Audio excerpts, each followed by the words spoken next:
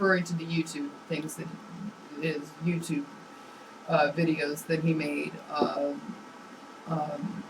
To those things being bad, and brain and mind control, and again, like conspiracy theorists along those lines, those things being bad, but by the same token, saying because he's an atheist, he's got to say there is no bad, there is no good, except for, what's subjectively, whatever you think, sort of everything's okay.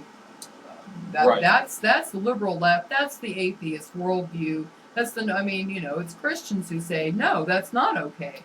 That's the liberal left and the atheists and the godless in this world who say everything is actually okay, even the things that objectively really are not okay.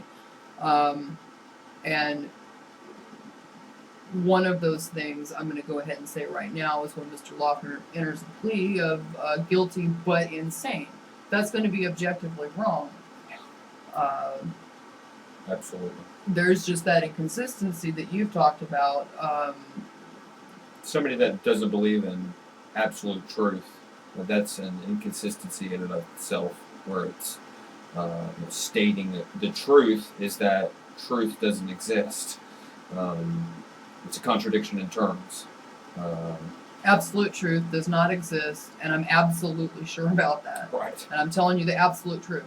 I guess they wouldn't say the God's honest truth. They would just say the, I don't know, if they would say the absolute truth or not. They might recognize the fallaciousness, if that's even a word, of that statement. As I understand it, some of Mr. Loughner's friends, or one of Mr. Loughner's friends, appeared on 60 Minutes and indicated that Mr. Loughner was of a particular mindset that might have indicated that that he actually was aware that what he was about to do was going to reap certain consequences via maybe a message. Right. He left a voicemail to a friend and was clearly distraught and said pretty, his goodbyes to him.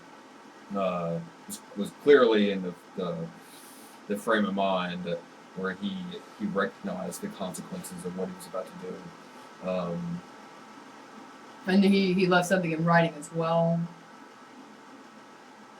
I'm not sure how. You're right. I don't know how much of that has actually even come out. We've been told what some words that have been included in it. But his, in terms of his, there was some poetry that he had written to some of his friends, and it was really incoherent, but yet he recognized that he stated to his friend that he recognized it was incoherent.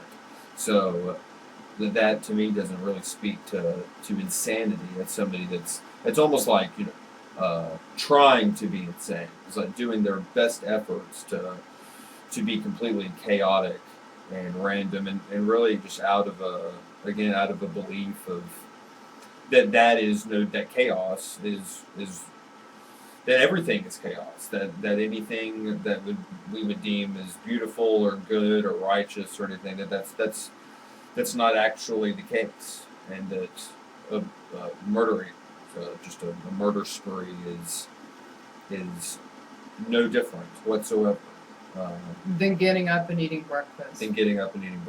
There's no difference, and so all of those things sort of point to at least a knowledge that some other people are going to perceive this as an act of wrongdoing. Yes. And if he has that knowledge, I'm going to say,